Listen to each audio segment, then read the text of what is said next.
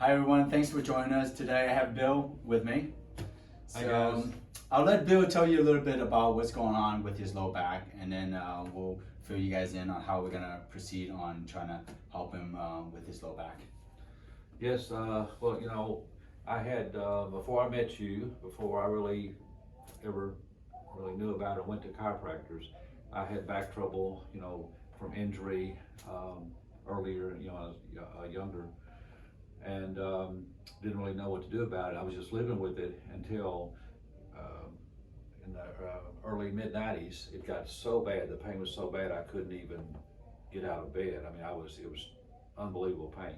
So I didn't know what to do other than go the traditional route and went to a surgeon in Fort Myers, and I ended up having 2 back surgeries. The first one didn't really do much, and then the second one helped some, but I didn't know what else to do. And so, and then I started having trouble again, and I met you in early 2000s, and you really helped me a lot. And I believe that if I had not known you, met you, and come to you, that I probably would not have done the surgery.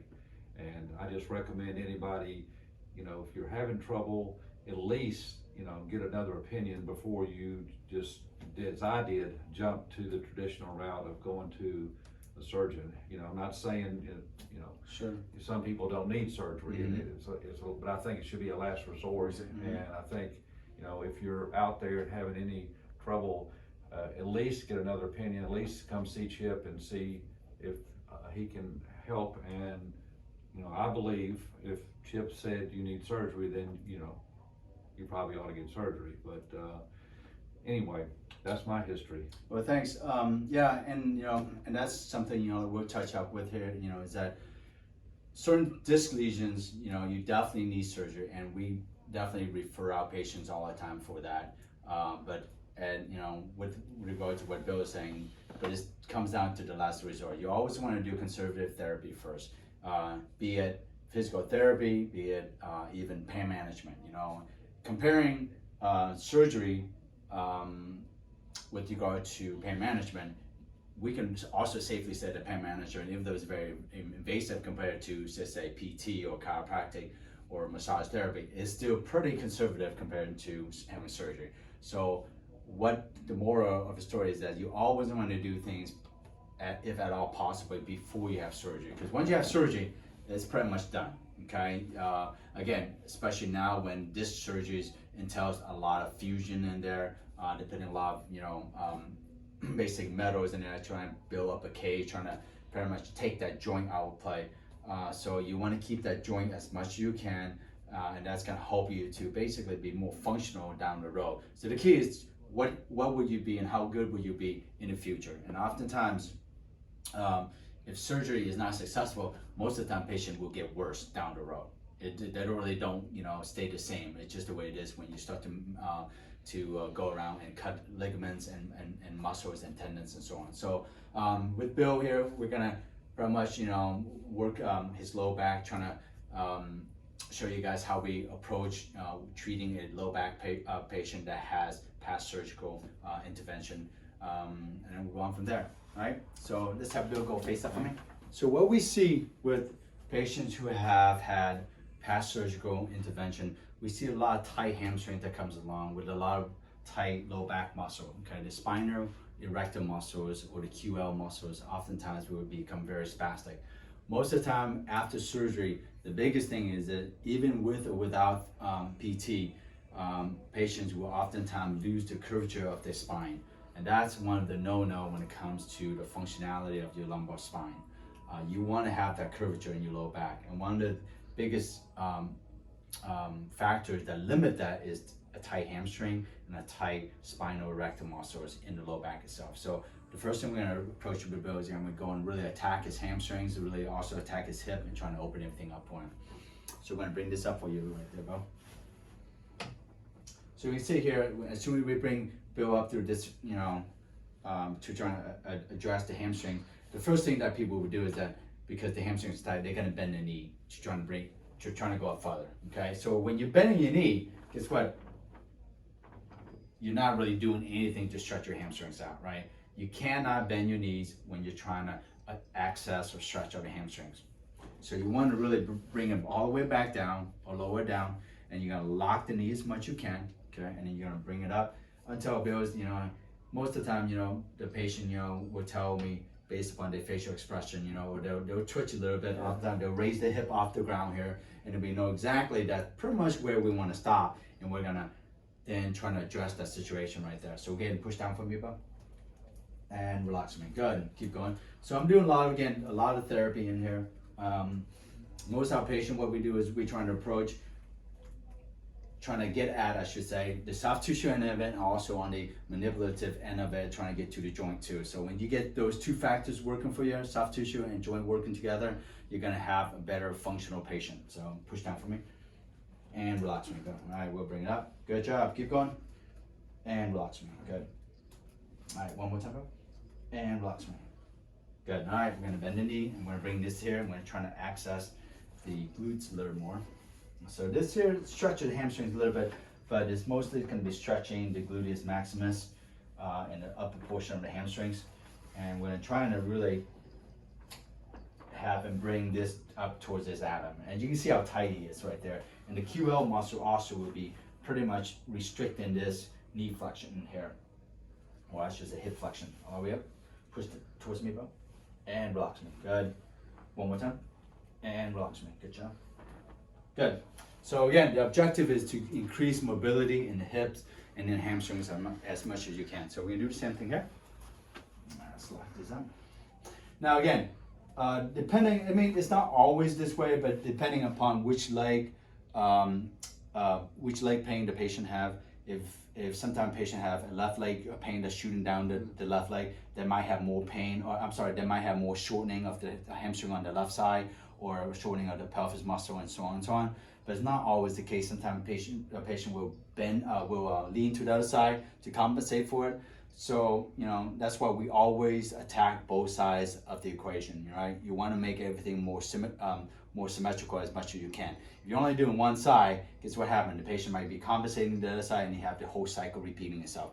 You want to have the perfect kinetic chain. So how do you achieve that? You want to be symmetrical on both sides. So we're always going to be attacking both sides, irregardless of which area is the more dysfunctional area. All right, let's have you lock this up a little more, Bill. Good. Push down for me, please. And good, good. Keep going. And relax me. And for Bill, he's going to struggle a little more on this side here. And relax me, Bill. Good. And you can see his body language is going to tell me where I'm going to try to stay at for a little while. Push down for me again. And relax me, Bill. Good job.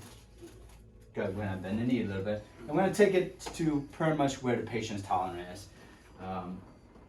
Again, a lot of this stuff is going to be chronic for Bill.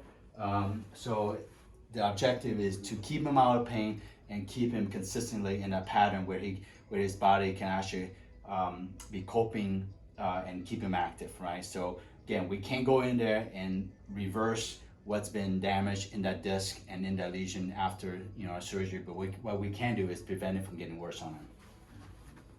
Push towards me, Bill, and relax me. Good. One more time, please. And relax me. Good. Good job. All right, straighten this leg out again, and we'll lock this up and bring it up a little more on you. Good. All right, now we're gonna go to the glutes and the hip area. We're gonna bring this all the way over, and we're trying to access a little more on the piriformis and the glutes minimus and medius on Bill here. So we're gonna bring up this here. We're gonna bring up slightly different angle for Bill. Now every patient will have different angle that we can adjust to trying to stretch their hips out. For Bill, it's usually this angle that's gonna access a little bit better for him. Some of my, younger patient or some patient that doesn't have as much scar tissue, it's actually easier for us and easier for the patient to bring everything over this direction. But for Bill, it's typically, for him, it's gonna be easier on his body. And we're actually gonna get more benefits or get more out of it by doing it with this way. All right, push down towards me, Bill, and relax me. Good. Nice job. And drop this all over. And that's the goal, is trying to get this hip to rotate as much as we can this direction. So, all right, bring this up.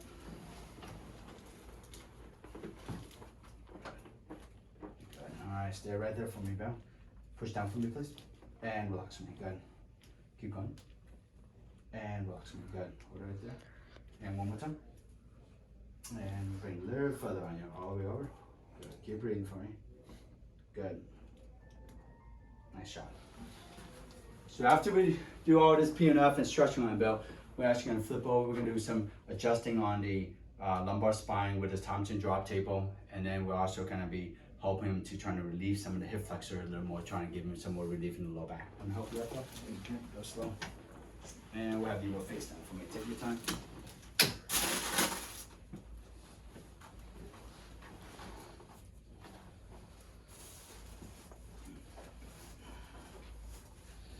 His leg length is pretty consistent. He's usually comes in and present with fairly symmetrical leg length. So I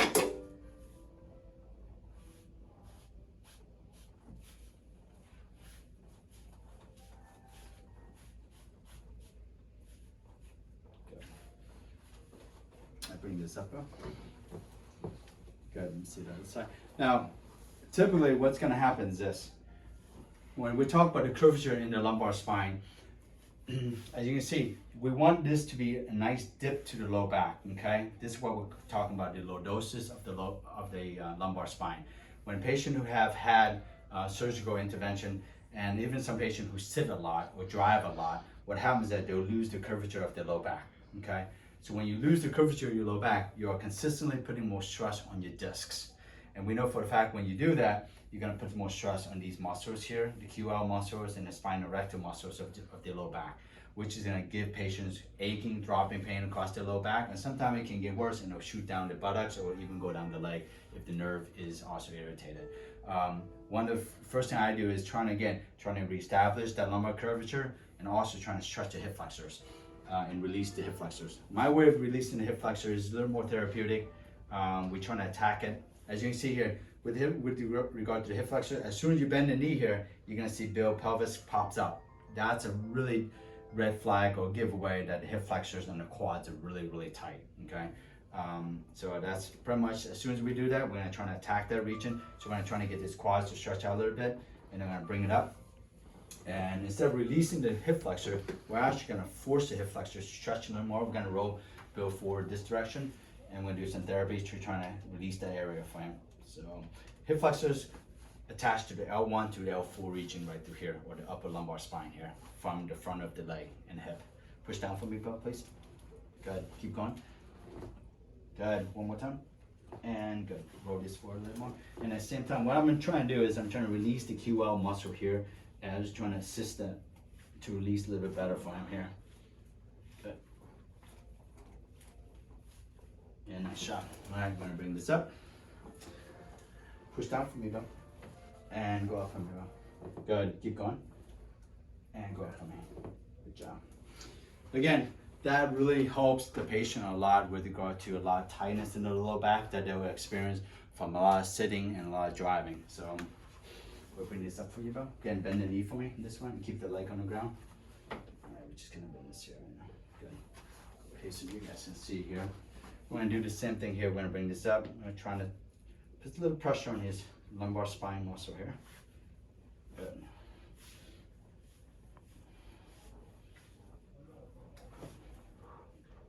Good. And believe it or not, you know, Bill takes it pretty well, but this is very, very painful, by the way. If it's done right and you're putting a lot of pressure in, which you should be putting a lot of pressure. So those of you guys out there that have a lot of issues like this, if you're not getting the proper care, you're not gonna improve. So what I mean by the proper care is that you have to, when you're going to a therapist, massage therapist, or another chiropractor, and so on and so on, whatever it is, if you're trying to release this muscle, you have to put somewhat deep pressure on it, okay? If you just go lightly, you're not gonna release it very, very well. So it doesn't mean you have to hurt the patient, but you have to be somewhat firm and create some sort of pressure to make these guys respond, and also to apply some stretch to the muscle. Good, let's have you lift up this for me, Bo. Good, push down for me, Bo. And relax on me. Good, keep going. So I'm doing this angle so you guys can see here. So you can see, as soon as we bring this up, he's gonna try to cheat by moving his hip forward, okay? So we wanna keep this as neutral as we can. And it's really easier said than done, because as soon as we keep that neutral, he's gonna feel a lot of discomfort here. Push down for me, and go up for me, bro. Nice job, all right? Have you do the same thing, lift this up for me, push down for me, bro, and go up for me. Keep going, and go up for me. Now, a lot of people might not be aware of what we're trying to do. It's what we call PNF. PNF is basically we're using the patient's strength, which is using isometric, right? The patient is resisting against me. And what that does is that it facilitates the same fiber, in this case, the hip flexors, okay? When he's pushing down, he activates the hip flexors. And then after a muscle contracts, it inherently wants to relax. So that's when we're trying to stretch it a little more. I know some research out there says it's not really that effective at trying to mobilize joints and trying to get muscles and ligaments to stretch, but for us, for me practicing, I've been doing this for 20 years, it's actually functioned really well. I've actually have noticed that some of the pro team in the NFL have trainers now staying on the sideline, you know, work on the athletes now, and you can see them pushing and resisting, you know, and that just has been happening for the past, you know, 2 or 3 years, you know, or at least, you know, I've never seen it done. Maybe they've been doing it, you know, in the locker room, but it hasn't been really in the forefront out there on the sideline. So I think it's really has been one of those things that has been progressing really well to be used against athletes, you know, and we all know when athletes are using it, people are usually going to follow it. So it's one more thing to validate how effective it is, because again, typically athletes, you know, when they're using it, it's one of those important parameters that you have to access when you're just run-of-the-mill weekend warriors, you know. So if it's helpful for them, you know, and I know that's going to be helpful for you to try to assist you to be getting more better functionality and better movements in your joints. So now we're going to adjust Bill. We're going to adjust his L5, and we'll use the Thompson drop on him, right? Take a deep breath for me, Bill, and breathe out for me. Good. Keep going. And breathe out. Keep going. Take another breath. And breathe out for me. Good job. Good. And we'll finish off by putting a little more pressure on his left QL here to release a little more from him. Good. Release out for me, bro. Good. Push out for me. I'm sorry. Good. One more time. Keep going. And relax me. Good job. Nice shot. Well, thanks a lot for joining us, guys, and thanks, Bill, for helping us out here and being filmed. If you guys have any question about disc lesions and what you need to do post-surgical, if you're not getting any relief from your surgery, give us a shout out, and we're trying to help you guys. Otherwise, you know, just always remember this: when it comes to disc lesions, it's never too late to do conservative, you know, therapy. It doesn't matter, again, from massage therapy to PT to chiropractic. I don't care. Get it done, because once you're cut, that joint, that ligament, and that disc is never the same. And particularly if you're putting extra parts in there, like, you know, building up cages and everything like that, trying to stabilize and fusing that the vertebrae where the disc is has been, you know, herniating. You're never going to be the same, because you've lost that functionality in that joint for good. So again, do conservative therapy first. Give it a chance. Typically discs, they're more stubborn, so that might take maybe 2 or 3 months with therapy, but you will oftentimes get much better results than going through surgery right off the bat. All right, thanks for joining us.